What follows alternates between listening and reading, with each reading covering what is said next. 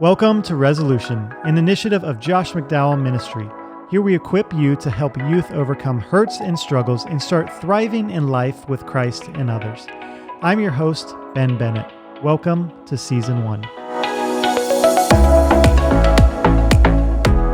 Hey everyone, welcome back again to the Resolution podcast. This is episode 3. Bennett here. Thanks for being back with me again. And on today's episode, I'm going to be walking through a little bit more about my story and sharing that with you all. I'll be walking through some of the challenges I've faced in life with hurts, with mental health issues, with struggling with things like pornography, unwanted sexual behavior, and body image issues as well. And I'm stoked to share more about my story and some of the things that God has done in my life, how Jesus has brought about freedom, healing, and so much. And I'll be sharing some of the key principles that Jesus has used to set me free. And I think that it will encourage you all greatly as you think about your own life, but also the young people in your life, because I faced so many things growing up, so much confusion and hurt and so many struggles as a teen. So we'll just get straight into it. So I grew up in Virginia Beach, Virginia, and grew up going to church probably every week, I think it was. And at an early age, I understood Christianity. I understood the message of Jesus, that God loved me so much. And I heard this at church. I know a lot of people share that they didn't necessarily understand or hear the message of Jesus growing up going to church, but I did. I understood that there was this loving God who wanted a personal relationship with me. He wanted to know me. He cared about me. He was for me. But I had done wrong things. I was born separated from God. I had reactions and anger towards other people. I turned away from God, wanting to kind of do my own thing. I made so many mistakes, so many wrong choices from the moment of birth, or at least as early as I can remember. But Jesus lived this perfect life that I could never live. He fully obeyed God. He died on the cross. He rose again. He paid the penalty for my wrongs, and he freely offered me this forgiveness and this reconciled relationship with God. So I understood that at a really young age. I remember around the ages of 4 and 7 or so, hearing that message clearly and saying, man, yeah, I want a personal relationship with God. So I remember talking to God about it, talking to the children's pastor at my church, and placing my faith in Jesus. And it was awesome at a young age. I remember talking to God. I remember sometimes I'd be in my room playing with my toys or my cars, and I would talk to God about it. I remember one time actually trying to give him a car and gift it to him, but he didn't take it. So that was confusing as a kid, but nonetheless, remember talking to God every day, growing in my understanding of him and who he was. But despite that relationship being restored with God and growing there and encountering his love, I experienced a lot of hurt growing up, and other relationships in my life were broken. Particularly in relationship with my family and with my friends. And as far as my family went, I remember hurting, having unmet longings, these unmet desires from a really young age to be known, to be loved, to be accepted, to feel like I belong, to fit in. But I remember having so many negative experiences where I felt misunderstood, I felt missed.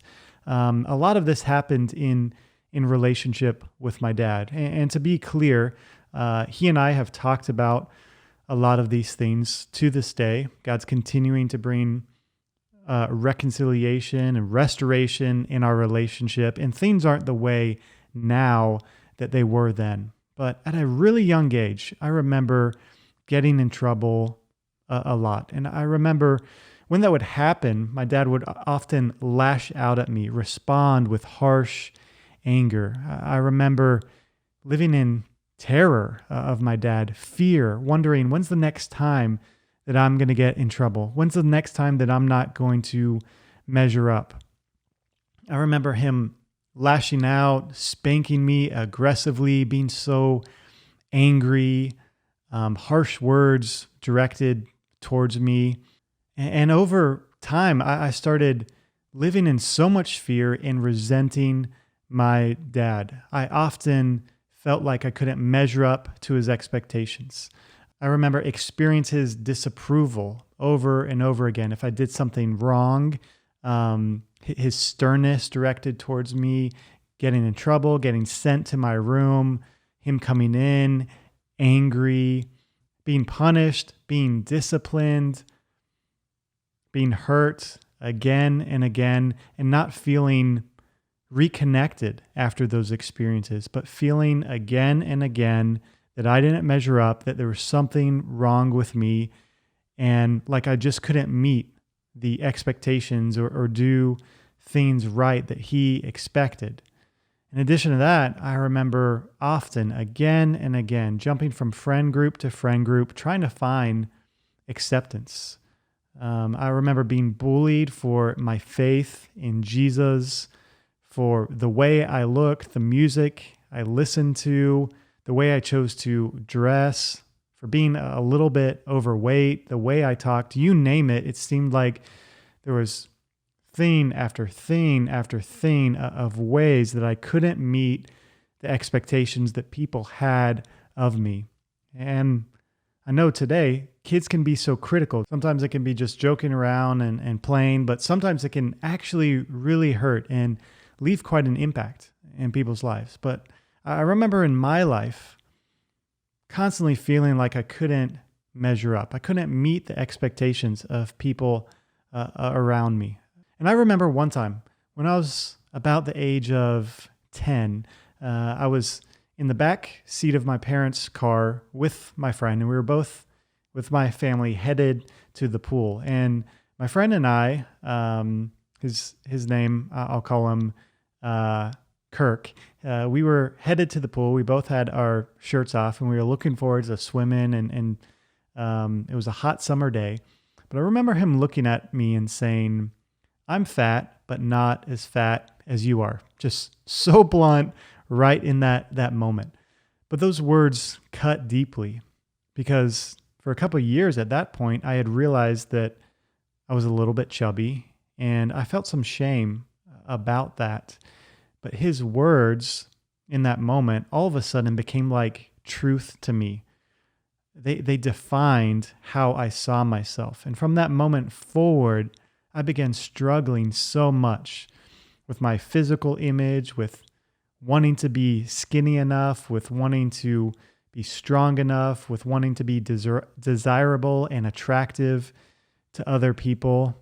And in that moment, there was like this sense of, again, an unmet longing, an unmet desire to be accepted, to be loved for who I am.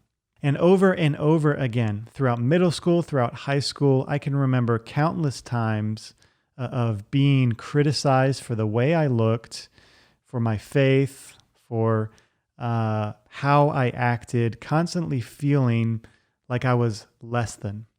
And I say these things not to blame others for how they hurt me, but to be honest with the fact that I was deeply hurting as a kid. I had these unmet longings, these desires to be known, to be accepted, for somebody to enter my world, believe in me, care for me, love me for who I was.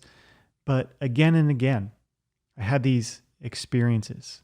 So in reaction to these, I started believing deep lies about myself. Things like, I'm not good enough. Something is wrong with me. Maybe my family would be better off without me. I just can't measure up. I can't fit in anywhere. I'm weird. I'm annoying. I'm fat. I'm not good enough. So at an early age, I began reacting to those things. I began getting really angry and lashing out at my sister, at my mom, at my dad, at my friends, because that was a way I realized that I could protect myself. I felt like other people couldn't hurt me if I kept them at arm's length. And over again, I continued to get angry. And that was one way that I felt like I could survive as a kid and not be hurt anymore. I started developing mental health issues, anxiety. I began starting to get really fearful, wondering when is the next time I'm going to be rejected, or I'm going to be hurt, or I'm going to fail. And anxiety for me was like this radar that was always on, looking for the next time I wouldn't be safe. Constantly worrying about that, thinking about that, so that I could somehow protect myself. Depression was a way that I learned to turn inward. When I could no longer protect myself and outrun the anxiety, I would give up. I would turn inward. I would not just believe the lies that other people were communicating about me, but I'd start telling them to myself. And I just spiraled downward, becoming so sad and hopeless and exhausted. And ultimately, if I rejected myself first, I felt like other people couldn't reject me. I began dealing with obsessive compulsive disorder, OCD for short. I began obsessing about so many things, my safety, my grades. I began obsessing about what would happen when I died. Would God reject me too?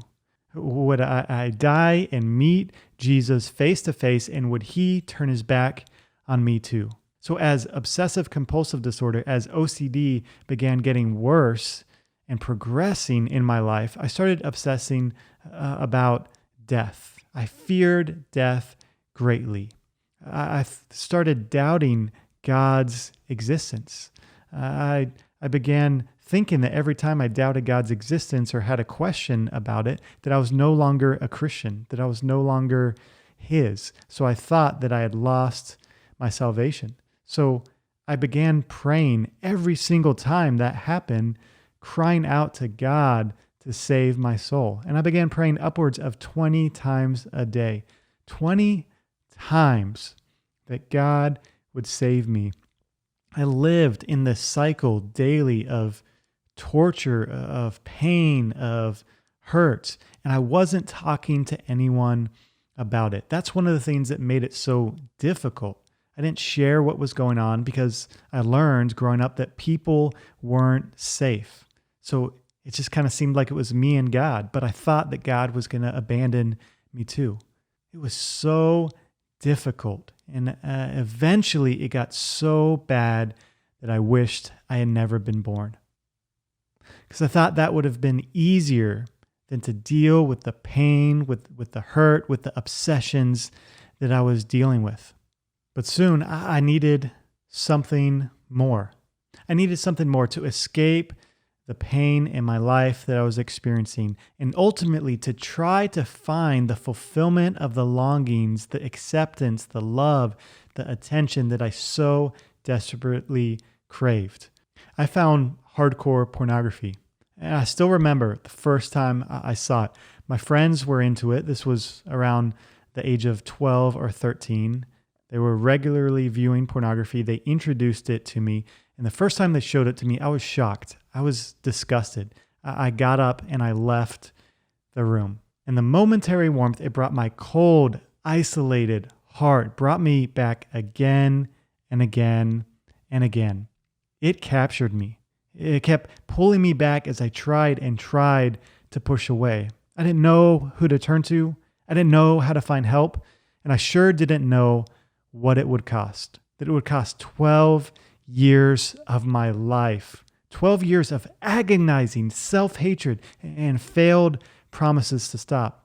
I remember crying out to God for years to take this away from me. I wondered where God was. I wondered why I couldn't find healing and freedom. I wondered why I couldn't stop. It began ruining my relationships with others as I continued to feel such shame about what I was caught in. I was involved in ministry as a teenager. I was going to youth group and church. I was mentoring younger kids.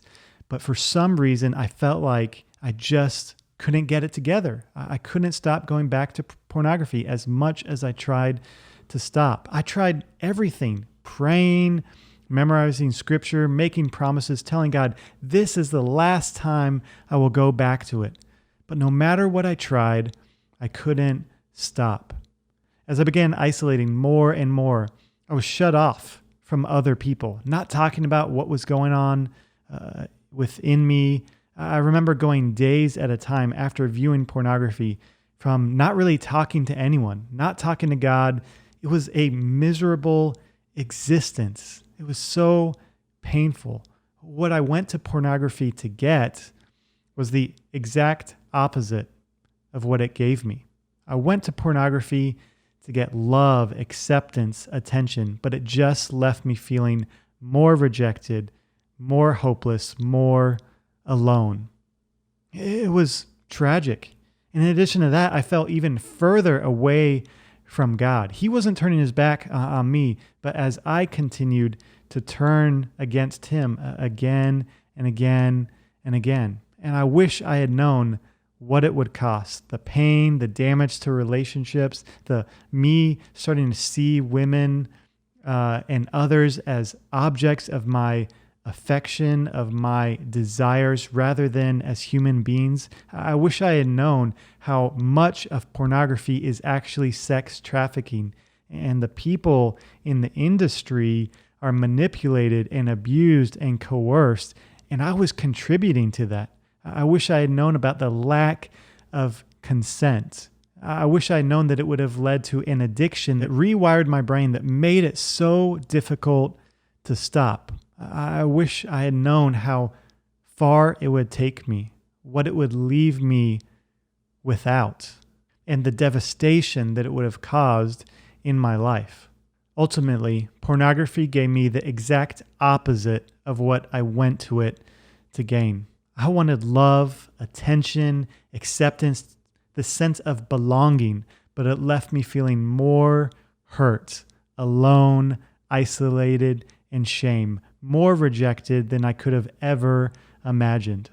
And the addiction, the struggle, the compulsive issues of dealing with pornography, obsessing about the way I looked, continuing to experience more anxiety, more depression, obsessive compulsive disorder getting worse, the anger mounting, the shame and sense of worthlessness that I was carrying from hurts from the past, from others' actions towards me, from my own behavior and the things I was stuck in continued to mount. I increasingly had doubts about God's existence. I struggled to believe that he actually is real and that he actually loves me. I continue to go down those pathways of spiraling out of control with my doubts and fears about going to hell, and it continued to get worse and worse, and I felt more and more isolated and alone. And it all came to a head my senior year of high school as a teenager, when my parents woke me up one morning and shared that my grandfather had died by suicide. I was shocked. I was angry. I was upset. I was confused. And the doubts and the anger and the hurt hit a tipping point in my life. And I said to God, whatever, I'm done. And I started doing my own thing, living for myself, continuing to binge and watch more and more pornography, started using people in my relationships with them. Rather than giving, I started focusing more and more on taking. Selfishness, my own desires, doing whatever I wanted. I was hurting, I was isolated, and I felt so hopeless. I was lost. But as the months went by, I was growing more and more angry and frustrated. The way I was living wasn't working. It wasn't satisfying. I got through my senior year. I graduated, did well in school, but there wasn't much hope in my life, and I was angry, and I felt so alone. Soon after, I went away to school at George Mason University to pursue a degree in graphic design.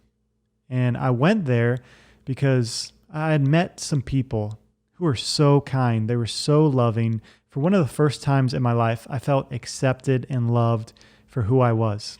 These people invited me to hang out with them. They sought to enter my world. They cared about me. They sought to understand me regardless of my behavior or how I acted. And I experienced love and acceptance from them. I couldn't get enough. So I started going to school there at George Mason University and started hanging out with these people who loved me and they loved Jesus. That is what made them differently. They were following him and they were talking the walk and walking the talk, like few people I'd ever experienced in life. And it was contagious. They were involved in a campus ministry there, and I just continued to hang out with them. I didn't really want anything to do with God at the time, but I wanted to be around these people. And after hanging out with them and spending so much time with them, I continued to have a little more interest in resurrendering my life to Jesus, of starting to follow him again. The thoughts popped in my mind from time to time, but it wasn't until October in the fall of my freshman year in college. I was hanging out with one of my good friends, Patrick, and we went out at around 11 p.m. or maybe it was midnight. Who knows? At college, you eat at all kinds of weird times of the day. A lot of times I remember being like, hey, are you hungry? No. Want to eat? Sure.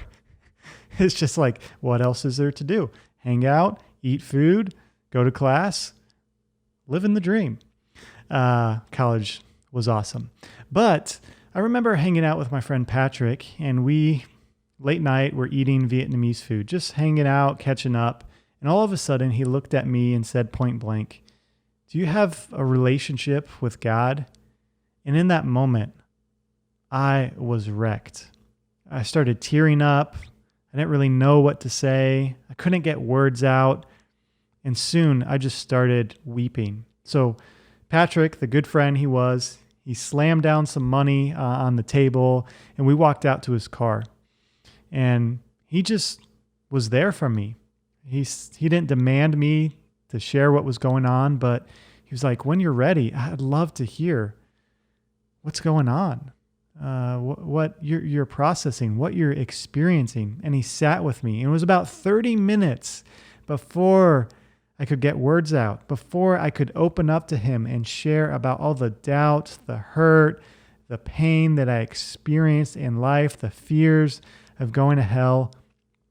And he just listened to me. He cared for me. He sought to understand.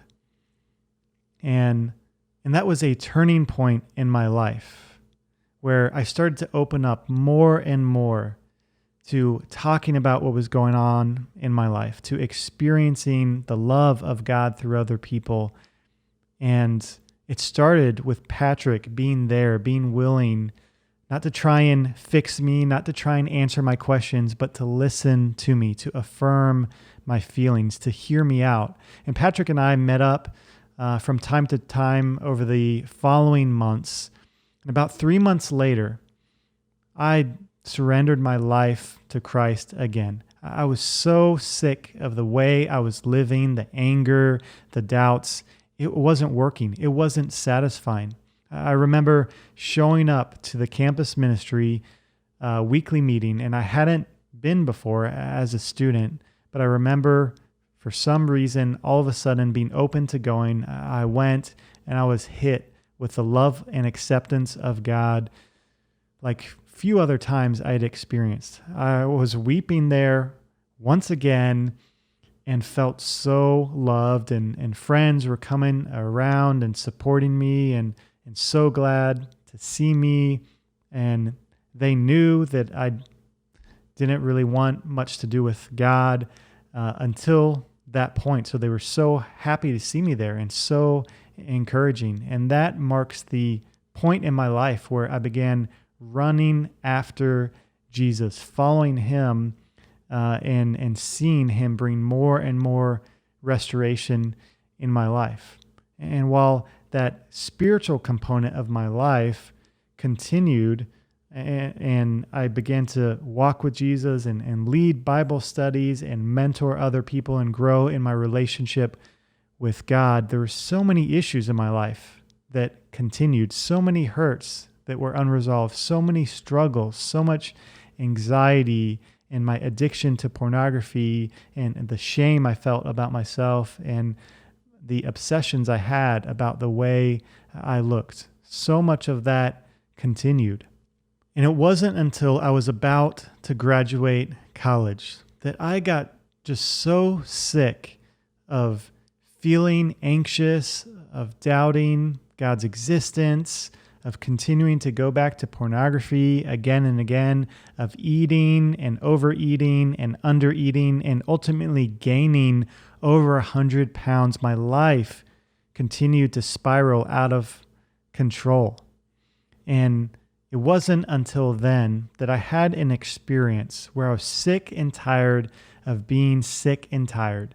I hit rock bottom. I didn't want to continue living with these issues. I wanted freedom. I wanted healing. I didn't want to take my struggles with pornography into, God willing, my future family, my future marriage. I wanted to go into ministry and help other people and live from this place of wholeness, of thriving, of freedom myself. So I reached out for help. I began going through this process with an amazing therapist. He helped me understand the unmet longings in my soul, the pain I had experienced. He helped me put the pieces together as to why I got anxious, why I got depressed, why I struggled so much with shame and the way I looked and continued to go back to pornography. He helped me understand those things and how to find freedom. I also began journeying together with other men in my life who knew all of me. There was no more secrets in my life. I began sharing everything, talking to people every day about how I was doing emotionally, the triggers that I was experiencing that might set me up to go back to pornography. I was talking about how I felt shame, the ways I got anxious, and everything that was going on in my life. And I continued to feel affirmed and supported and like I was no longer lonely and isolated and alone, but I finally had the support that I needed. I remember going through hundreds of hours throughout the years of counseling and trauma therapy and working through wounds in my life and beginning to consciously every single day throughout the day be aware of the thoughts I'm thinking about myself or the doubts about God and challenging those and starting to meditate on what is true. And I began to experience freedom, healing, and life change. And today I've been free from pornography for over 6.5 years. I haven't been back. I'm not going back. I'm walking in freedom and wholeness. And the life I have now is so much more satisfying. Anxiety has continued to be reduced and at times go away completely. Depression has gone away for seasons, sometimes almost a year at a time. Shame has been replaced with truth and belief on a deep level, experiential level of who God says I am and how much I'm loved. I've got a lifestyle now of healthy relationships where I give and serve other people, and they also give and serve me, and we love one another, we accept one another, we support one another, and I feel closer to God than I ever have before as I've continued to get to know Him for who He is as my loving Father, who's not obsessed with my sin or my wrongs or my faults, but who's obsessed with a relationship with me, who loves me, who knows me, who cares about me deeply. I've started to truly thrive in life experiencing satisfaction and the fulfillment of those longings that went unmet for so many years.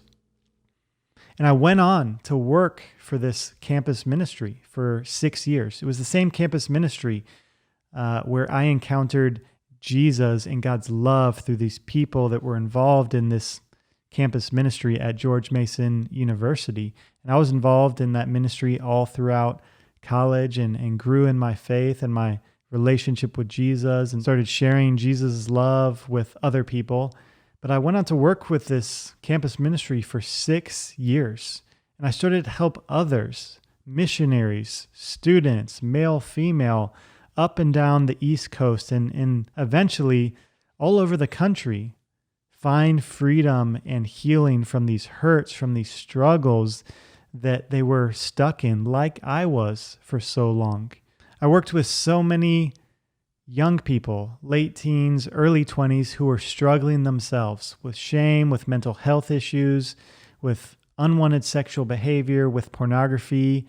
And they too, I got to see God bring wholeness into their life. I got to see God bring freedom, lasting freedom from these issues as they began to understand how they were seeking the fulfillment of their unmet longings in unhealthy ways and how God actually provides healthy ways to find satisfaction and healing in life. For example, when we feel rejected, when we feel less than, it's so easy to want to go to something to give us an instant fix.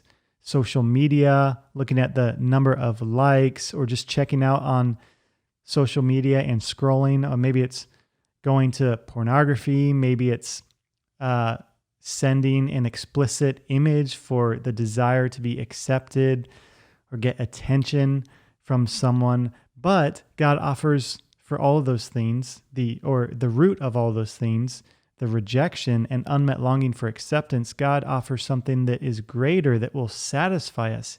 He offers us connection with other people. And just like those unhealthy behaviors may release a chemical in our brain called dopamine, which makes us feel good. It gives us this high, this euphoric feeling. Well, connection, healthy interactions with other people, going to them, talking about life and real things, and asking them to remind us who we actually are and how much we're loved, that also releases dopamine, this feel-good chemical in our brain. For every unhealthy behavior, God has provided a greater, healthier behavior that's sustainable, that leads not to shame, but to satisfaction and thriving and the life we're created to live. People experience the reality that what they're looking for can be found. See, these unwanted behaviors, these struggles, the things that people are trying to stop doing aren't random. They're actually looking for the fulfillment of God-given longings, God-given desires, attention, acceptance, the affirmation of their feelings, the sense of belonging and of being loved and known and understood. All of that can be found. God has designed us to experience that being found. And that's what happened in my life and in the lives of so many other people that I've had the privilege of working with. Another thing I realized throughout my journey in working with so many young people is that this life is not meant to be done alone. Life is not meant to be done alone. We need people to support us, to love us, to care for us, to come alongside us. We're made in the image of God, and God is triune. 3 persons, but one in essence, one in being, 3 in 1. And God forever, past, present, and future, has and will exist in community. And we're made in His image, in His likeness, like Him. So we too always need community. We need relationships with other people. We're designed for it. We're designed to be fully known, flaws and all, yet fully loved. To have a life of no secrets, to not give the enemy, Satan, any room to play or to shame us by holding on to secrets that we have and not sharing them with others.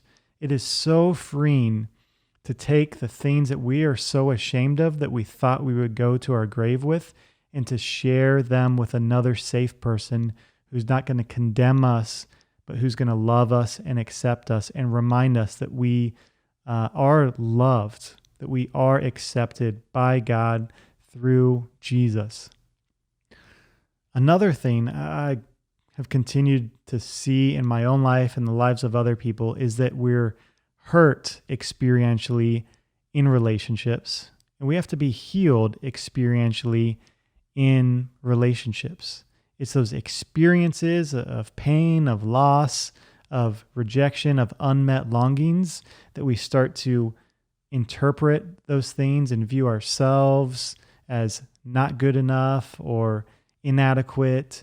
And whenever that comes up in life, that's the moment where we seek the fulfillment of legitimate longings in illegitimate ways. Yet, we need new experiences to combat the old experiences, new experiences in relationships of being loved, of being accepted, of being known, of being cared for. We see God bring healing into our life and restore our beliefs about ourselves, about God, about other people as that happens. Another thing is there is such power in the lives of young people having mentors, ministers, spiritual fathers, spiritual mothers. God brings so much healing and freedom in their lives. Their parents, of course, are so important too, but some teens, some young people don't have a good relationship with their parents, or maybe a parent has left, or a parent has died, or for whatever reason, the relationship isn't healthy. But let us not discount what God can do as the body of Christ comes together and as people, or as young people, are mentored, as they experience love and acceptance of a spiritual father and a spiritual mother, in the experiences that replace the old negative experiences of hurt, and everything God does through that as He restores their view of themselves and the world around them and Himself.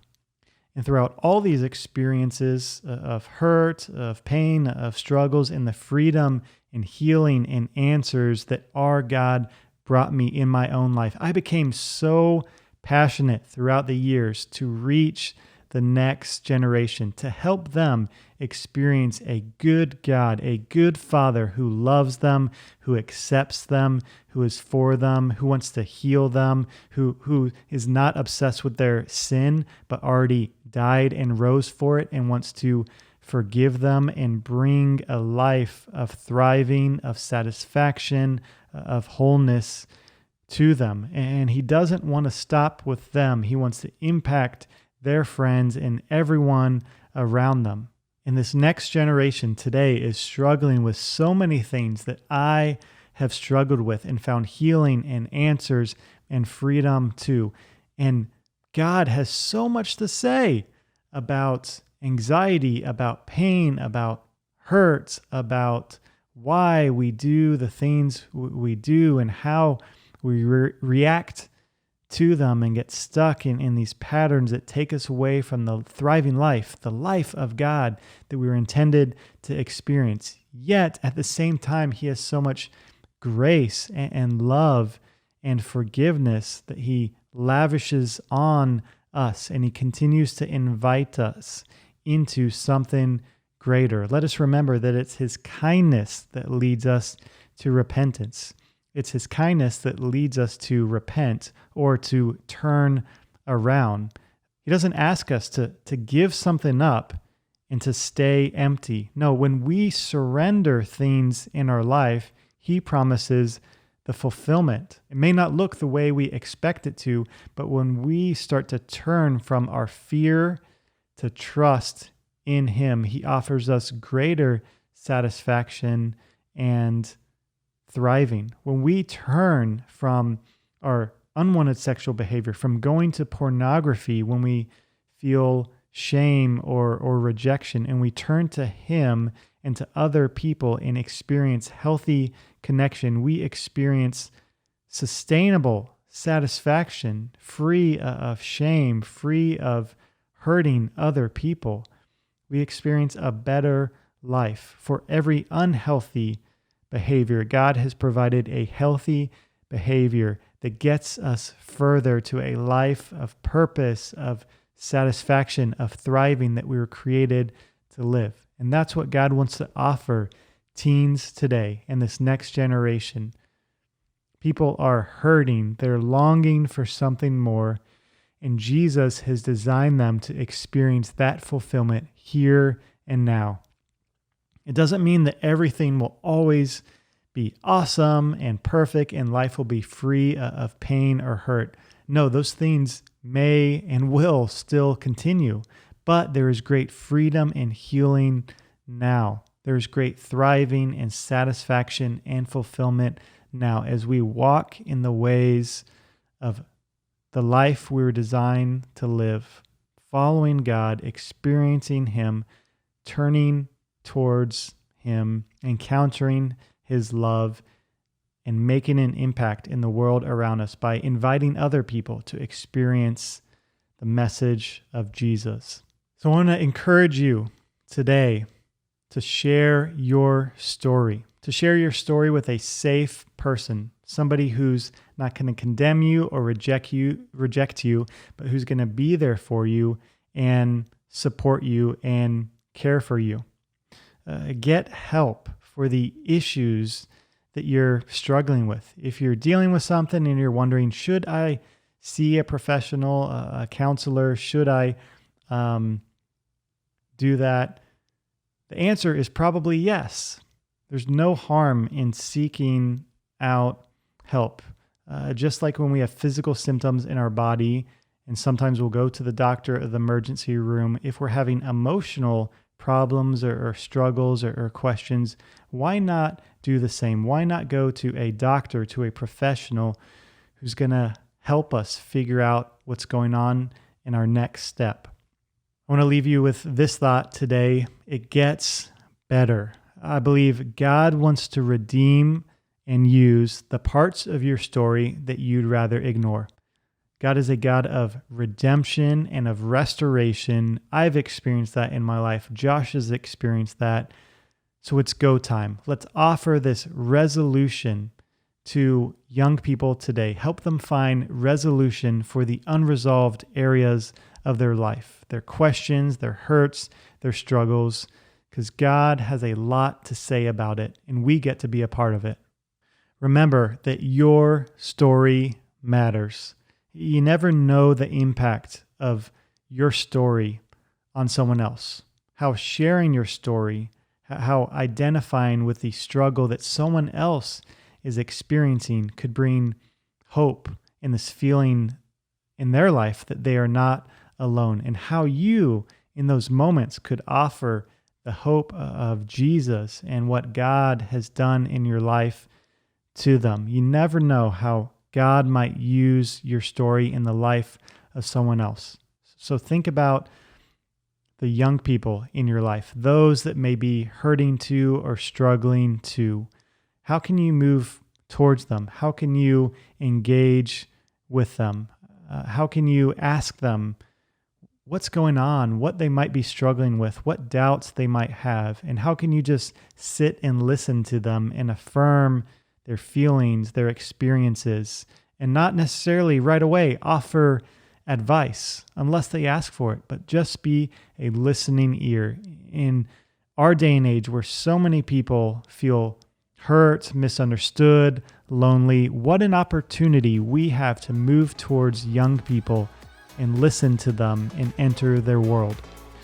Thanks so much for checking out episode 3 of the Resolution Podcast. I hope my story encouraged you today and you experience God's goodness and restoration and resolution in your own life and that of other people around you. Thanks for listening to the Resolution Podcast. If you enjoyed this episode, it would mean so much to us if you rate it, share it, and subscribe.